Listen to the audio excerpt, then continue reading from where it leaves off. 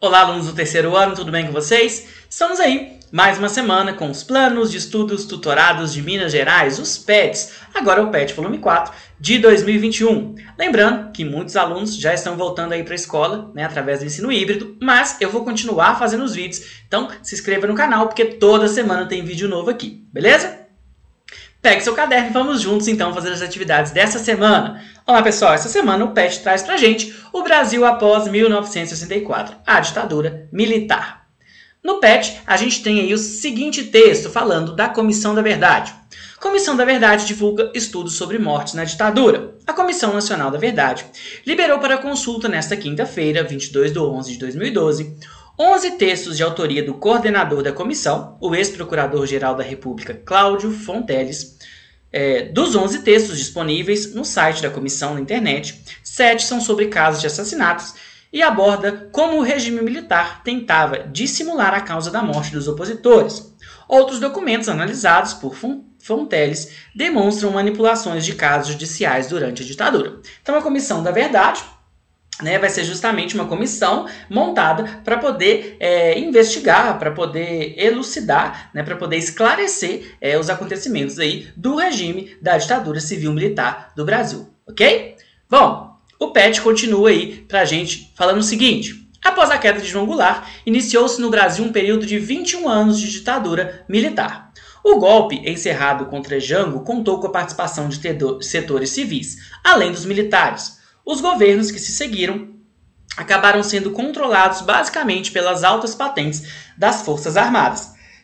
A gente fala, pessoal, golpe civil-militar justamente por isso, porque houve a participação de alguns setores da sociedade civil aliados aos militares nessa tomada de poder.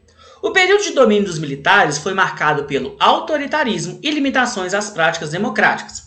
A liberdade partidária foi restrita, prisões arbitrárias ocorreram e atos de tortura eram realizados por representantes do Estado contra aqueles que se opunham ao governo, implantado após o golpe de 64.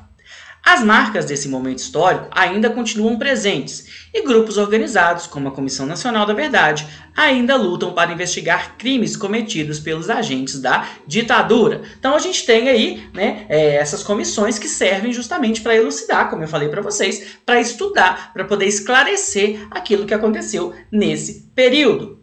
O estudo desse contexto recente da história do Brasil é essencial, pois amplia nosso olhar e possibilita que reconheçamos muitos políticos que atuaram durante a ditadura, na atualidade, destacando-se no noticiário de televisão e nos jornais. Alguns deles se posicionaram e lutaram contra, e outros apoiaram o regime controlado pelos militares. Continuando aí, pessoal, agora o PET traz pra gente um pouco sobre as ditaduras na América do Sul. Entre os anos de 1960 e 1980, proliferaram na América do Sul golpes militares que estabeleceram regimes ditatoriais. Em geral, esses regimes apresentavam características semelhantes, como o autoritarismo e a limitação às liberdades individuais e às garantias constitucionais.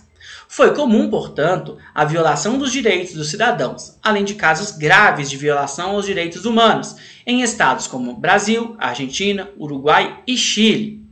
A razão para o estabelecimento de tantos regimes autoritários pode ser explicada por fatos relacionados ao contexto da Guerra Fria, como a Revolução Cubana e a posterior adoção do regime socialista pelo governo comandado por Fidel Castro.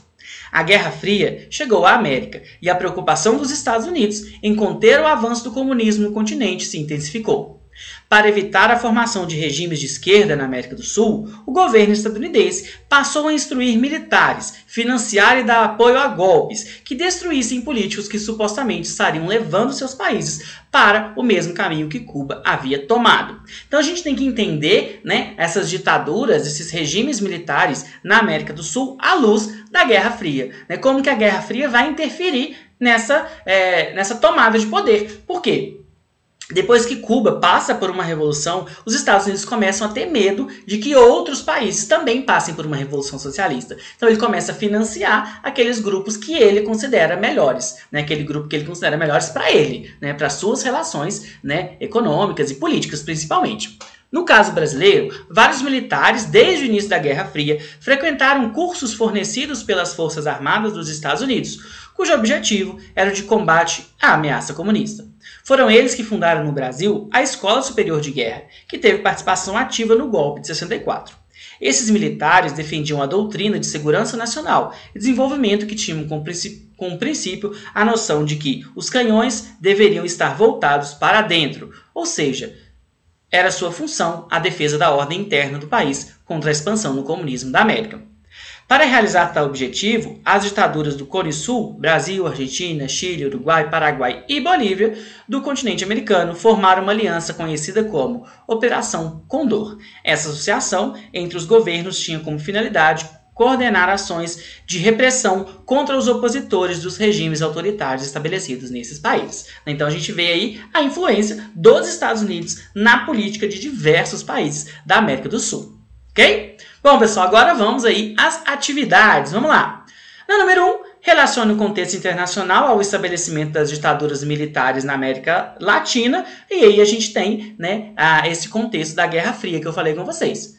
Temos um contexto de Guerra Fria e interesse dos Estados Unidos em interferir em suas áreas de influência para impedir a criação de governos de características socialistas. Então, essas ditaduras vão ser patrocinadas, vão ser incentivadas, né, pelos Estados Unidos, ok?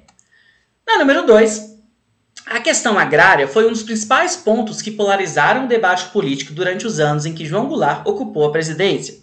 Ela esteve no centro das preocupações dos atores políticos em geral, do governo, dos partidos, dos movimentos sociais, da Igreja Católica e da opinião pública. Foi em grande parte naquele momento que se consolidou a noção de que o Brasil necessitava de uma reforma agrária capaz de eliminar a grande propriedade, o latifúndio, visto como obstáculo fundamental do desenvolvimento. Uma das diferenças entre o governo Jango e os precedentes foi o envolvimento que o Poder Executivo passou a ter com a questão agrária. Esse envolvimento ficou claro em novembro de 1961, quando o presidente compareceu ao primeiro Congresso Nacional de Lavradores e Trabalhadores Agrícolas, organizado pela União dos Lavradores e Trabalhadores Agrícolas do Brasil, ULTAB, em Belo Horizonte. Sua ação incidiu, por um lado, no terreno da legislação sindical e trabalhista rural e, por outro, na realização de uma reforma agrária. Foi no governo Jango que os trabalhadores rurais, que até então se organizavam em função de uma série de complicadores legais em entidades de caráter civil, como ligas camponesas e associações de lavradores, passaram a criar sindicatos e federações, desembocando, posteriormente, na criação da Confederação Nacional dos Trabalhadores na Agricultura. Foi no governo de Jango que os direitos trabalhistas básicos, pelo menos há 2 décadas existentes nas cidades, foram estendidos ao campo por meio do Estatuto do Trabalhador Rural, aprovado em 1963. Foi também no governo Jango que foi criada a Superintendência de Política Agrária, SUPRA, que tinha como incumbência implementar medidas de reforma agrária no país. Foi ainda o governo Jango que mais efetivamente investiu na aprovação de uma reforma agrária pelo Congresso. E aí a gente tem, né, essa característica do governo do Jango e essa reforma agrária, essa ideia, né, de uma distribuição das terras é justamente vista como sendo uma ameaça comunista, né? Então é como se ele fosse implementar o comunismo. Então olha só, levando em consideração o contexto do populismo, conclui-se que o fragmento apresenta a proposta de Jango para o desenvolvimento socioeconômico do país. Então, a proposta dele, né, para esse desenvolvimento seria, né, uma reforma agrária, um aumento na legislação com mais direitos aos trabalhadores rurais. E umas outras séries de mudanças, né, que são as chamadas reformas de base aí, né? Beleza? Pessoal, na número 3 aí, ó, as ditaduras militar do Brasil e da Argentina utilizaram a prática do desaparecimento como um dos principais meios para fomentar a cultura do medo nessas sociedades. Diz Caroline Bauer, autora do livro Brasil e Argentina, Ditaduras, Desaparecimentos e Políticas de Memória. A historiadora diz que as práticas de desaparecimento contribuíram não só para punir, como também para dissuadir outras pessoas de se oporem à ditadura e atingir os meios familiares e sociais das vítimas. O resultado era um efeito multiplicador do medo e do terror. Segundo ela, as ditaduras tratavam o desaparecimento da mesma forma. Negaram sua existência para depois assumi-los, com versões falsas e tergiversando sobre o desaparecimento. Os governos transicionais, por sua vez, tratam do tema como políticas de esquecimento, como a destruição de documentos, os perdões penais e a própria interdição do passado, no sentido de proibir certos debates para o bem da futura democracia. O fragmento apresenta uma das características dos governos militares instaurados tanto no Brasil quanto na Argentina. Qual característica que é essa? A utilização de métodos violentos para garantir o controle e desencorajar a oposição, né? Então, o desaparecimento, né, o sumiço de algumas pessoas, ele servia tanto para a pessoa que sumiu, né, que poderia ser um agente de transformação, um agente contestador, como também para aqueles que ficam. Porque aqueles que ficam com medo, né, daquilo que está acontecendo. Essa prática vai acontecer tanto no Brasil, quanto na Argentina, quanto em outros lugares também, ok? Pessoal, número 4, a repressão às manifestações dos trabalhadores no campo e da cidade foi uma das consequências mais imediatas e evidentes da chegada dos militares ao Palácio do Planalto. Houve intervenção nos sindicatos, prisão dos líderes mais destacados, fechamento por decreto dos sindicatos rurais, além da proibição da existência de entidades intersindicais. O controle sobre a economia, a censura imposta por meios de comunicação, a legislação antigreve, as restrições à livre manifestação permitiram comprimir significativamente os salários. Então, você não tinha como forma de luta, então os salários acabavam sendo, né, diminuindo, né? Você não tinha como uma forma de lutar, o trabalhador não tinha uma forma de lutar por melhores condições.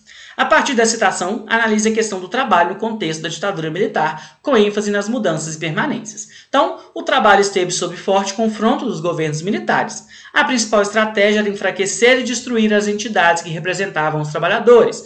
Dessa forma, foi possível achatar os salários e aumentar os lucros dos capitais que apoiavam o governo. Então, você tira a forma de luta do trabalhador e aí acaba que os salários vão diminuindo e a lucratividade das empresas vai aumentando, ok? Bom, pessoal, todos os textos foram retirados do PET, que está disponível aí no Estude em Casa. E é isso. Muito obrigado, boa semana, bons estudos. Não se esqueça de se inscrever no canal, dar like nesse vídeo, curtir, comentar e compartilhar com os colegas de vocês. Beleza? É isso, pessoal. Até a semana que vem. Abraço!